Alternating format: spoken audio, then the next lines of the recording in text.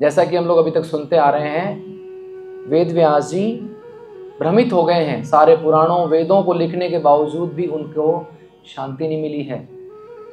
उनको ये खिन्नता का अनुभव हो रहा है कि मैंने इतना सब कुछ लिख दिया है, फिर भी मानव समाज का कल्याण नहीं हो पाएगा। उनको कल्याण के अलावा परम शांति, परम सुख प्राप्त नहीं हो पाएगा जब तक वो परम पिता परमेश्वर का यशोगान नहीं करेंगे। और यही बात जो है नारद जी, जो उनके गुरु जी हैं, हमारी इस महान परंपरा के अंतर्गत ब्रह्म मध्व गौड़ीय वैष्णव परंपरा, जिसमें भगवान जो ज्ञान ब्रह्मा जी को देते हैं, ब्रह्मा जी नारद जी को देते हैं, नारद जी वेद व्यास जी को देते हैं। तो नारद जी के जो शिष्य हैं वेद व्यास जी, और वेद व्यास जी उन्हीं से ज्ञान प्राप्त कर रहे हैं। तो नारद जी ने ये श्लोक वेद व्यास जी को बोला है।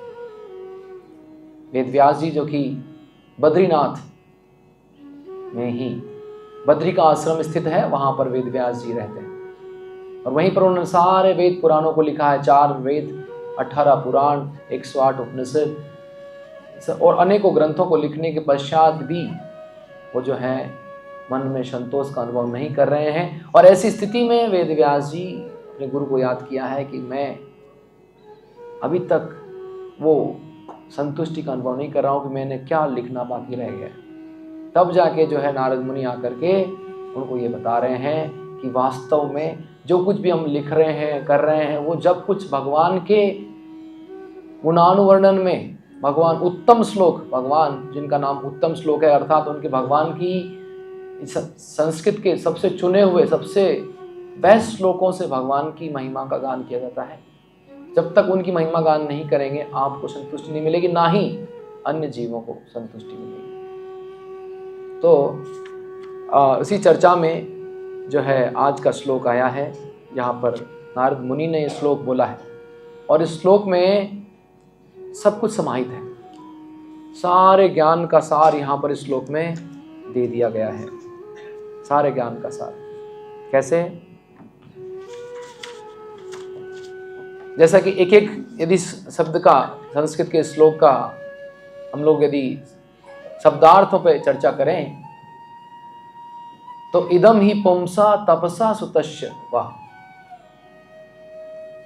निश्चित रूप से प्रत्येक व्यक्ति के लिए, पुंसा यानी प्रत्येक व्यक्ति, संसार के प्रत्येक व्यक्ति के लिए जो तपसा सुतस्य शिष्टस्य सुक्तस्य च बुद्धि दत्तयो, अर्थात व्यक्ति तपस्या से, वेद अध्ययन से, ज्ञान से, आध्यात्मिक शिक्षा से, ज्ञान के अनुशीलन से, दान से, सभी से जो प्रयोजन है, अच्युत अर्थ यानी प्रयोजन, उसका उद्देश्य क्या है कि कभी भी निरूपित उत्तम श्लोक गुणानुवर्णन, जो भगवान है उनकी महिमा का गान होना चाहिए। इन सभी के माध्यम से काहे तपस्या करे भगवान के लिए, श्रुति यदि सुने, वेद पढ़े भगवान को समझने के लिए, यज्ञ करे भगवान के लिए, आध्यात्मिक शिक्षा का पालन, शिक्षा ग्रहण करे भगवान के लिए, बुद्धि यदि ज्ञान का, बुद्धि और ज्ञान को, बुद्धि को यदि लगाए तो भगवान को सीखने में, भगवान का ज्ञान प्राप्त करने में,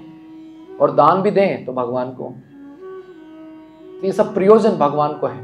भागवतम में इससे पहले भी इसका वर्णन हो चुका है, जहाँ पर बताया गया है कि नारायणो परो वेदा, नारायण परा देवा, नारायण परा मखा, नारायण परा तपा, नारायण परा ज्ञान, नारायण परा गति। ये सब कुछ जो है संसार में वो नारायण को प्राप्त करने के लिए है, क्योंकि जीवन का जो लक्ष्य है वो है अंतिम नारायण स्मृति।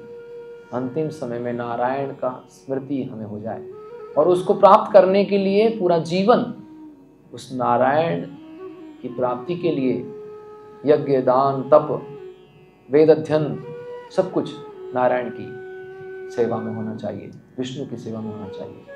जैसे कि प्रभुपाद जी तात्पर्य में बता रहे हैं कि व्यक्ति संसार में कोई कला, विज्ञान, दर्शन, भौतिक, रसायन, मनोविज्ञान, कोई भी संसार में इतने सारे सब्जेक्ट हैं, इतने सारे डिपार्टमेंट्स हैं, यदि गवर्नमेंट के भी सैकड़ों डिपार्टमेंट्स, सैकड़ों, तो सभी डिपार्टमेंट्स का उद्देश्य है भगवान की ही प्राप्ति के लिए होना चाहिए। इवन हम लोग ये पिक्चर में देख सकते हैं जो वर्णाश्रम का विभाग भगवान ने किया है, ब्राह्मण, क्षत्रिय, वैश्य, शूद्र, कोई भी प्रोफेशन में व्यक्ति हो, उन प्रोफेशन का भी उद्देश्य यही होना चाहिए, कैसे भी इस प्रोफेशन के माध्यम से मैं भगवान की प्राप्ति कर सकूं। समाज में रहते हुए हमें कुछ न कुछ तो समाज सेवा में सहयोग करना पड़ेगा। हम फ्री बैठ के नहीं खा सकते हैं। समाज के अंदर सभी लोग अपना अपना कार्य कर रहे हैं। कोई ब्राह्मण का कार्य कर रहा है, कोई क्षत्रिय कार्य कर रहा है, कोई वैश्य का कार्य कर रहा है, कोई शूद्र का कार्य कर रहा है, लेकिन करना है। भगवान की दृष्टि से कोई छोटा बड़ा नहीं है, सब भगवान के हैं। भगवान के ही विराट रूप के वो अंग हैं। भगवान जिस तरह से बताते हैं, शूद्र जो है मेरे पैर हैं, ब्राह्मण मेरे मस्तिष्क हैं, हाँ भुजा है, क्षत्रिय, इसका मतलब वो नहीं कोई छोटा बड़ा हो गया, सब महत्वपूर्ण है। तो जो भी प्रोफेशन हो, यदि व्यक्ति उस प्रोफेशन को भगवान की सेवा में लगा दे तो उसको जीवन की पूर्णता उसे प्राप्त हो सकती है। पूर्णता अर्थात भगवान की प्राप्ति। तो प्रोफेशन की बात करें, हर आज आप लोग जब बैठे हुए हैं, सबका अलग अलग प्रोफेशन होगा। मुझे लगता नहीं कहीं दो व्यक्तियों का एक प्रोफेशन हो सकता है। आज की डेट में तो और भी वैरायटी हो गई कि ठीक है, पहले के जमाने में 4 ही थे। हाँ, ग्रेडेशन होता है, ब्राह्मणों में बड़ा ब्राह्मण छोटा ब्राह्मण हो सकता है, क्षत्रियों में छोटा क्षत्रिय बड़ा क्षत्रिय हो सकता है। लेकिन आजकल वैरायटी बहुत हो गई है। हाँ, इतने सारे कोर्सेज हैं और गवर्नमेंट जब से एजुकेशन पॉलिसी चेंज किए और भी बहुत सारे नए नए कोर्सेज आ गए हैं। लेकिन जितनी नई प्रोफेशन है, जितने भी ये सब्जेक्ट्स हैं, यदि इनको भगवान के ज्ञान के अनुशीलन, कल्चर ऑफ नॉलेज, रूपा जी कहते हैं नॉलेज का उद्देश्य, जैसे साइंस आज के ज़माने में, साइंस का उद्देश्य क्या है? साइंस किस काम के लिए काम कर रही है? बताएंगे आप? साइंस कितने लोग साइंटिस्ट हैं यहाँ पर? कितने लोग साइंस सब्जेक्ट पढ़ा है 11th-12th से? साइंस के किसने पढ़ी है 11th-12th में? शर्माने की बात नहीं, हाथ खड़ा करिए। हाँ, इतने लोग साइंस पढ़ के आए हैं। टेक्नोलॉजी, साइंस का उद्देश्य क्या है? टेक्नोलॉजी बनाना, चेंज करना। जैसे कितनी साइंस यूज हो रही है? माइक्रोफोन यूज हो रहा है, यहाँ पर लाउड स्पीकर आ रहा है, आवाज़ आ रही है, कैमरा यूज हो रहा है, हाँ, इंटरनेट यूज हो रहा है, इलेक्ट्रिसिटी यूज हो रही है। ये सब साइंस के द्वारा तो आया है। लेकिन साइंस ने ये थोड़ी सोचा था कि ये मंदिर में लगेगा।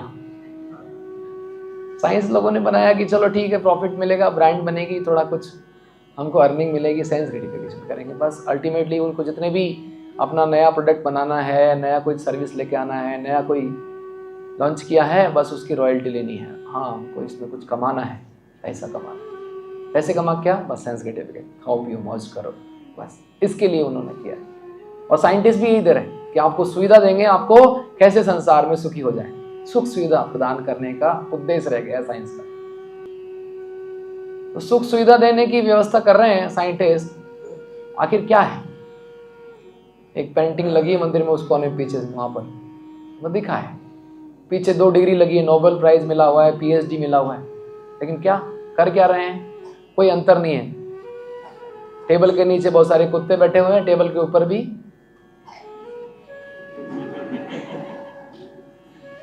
कर क्या रहे हैं? जैसे कुत्ते लड़ रहे हैं एक हड्डी को लेकर के, ऊपर भी वही लड़ाई चल रही है। इसलिए शास्त्र बोल रहे हैं आहार निद्रा भय मैथुनम च सामान भी यत वसु भी समाना। यदि व्यक्ति आहार निद्रा भय मैथुन, केवल जीवन का अर्थ यही रह जाता है कि व्यक्ति कैसे अधिक आहार, अच्छे से अच्छे आहार। आज की डेट में जोमेटो टोमेटो, हाँ, जब से आ गया है, घर बैठे जो चाहिए मिल जाएगा। हाँ, और उसमें thousands of varieties of menu है, जो चाहिए शहर के किसी भी कोने में बन रही है, आपके पास आएगी। हाँ, आहार, फिर निद्रा, सोने के लिए कहीं सो सकता है व्यक्ति। पूरा शहर में इतनी सारी होटल्स हैं, एक से एक बढ़कर है। आहार निद्रा, भय, डर सता रहा है व्यक्ति को फ्यूचर का, क्या करें? क्या करते हैं डर से मुक्ति करने के लिए लोग? हाँ,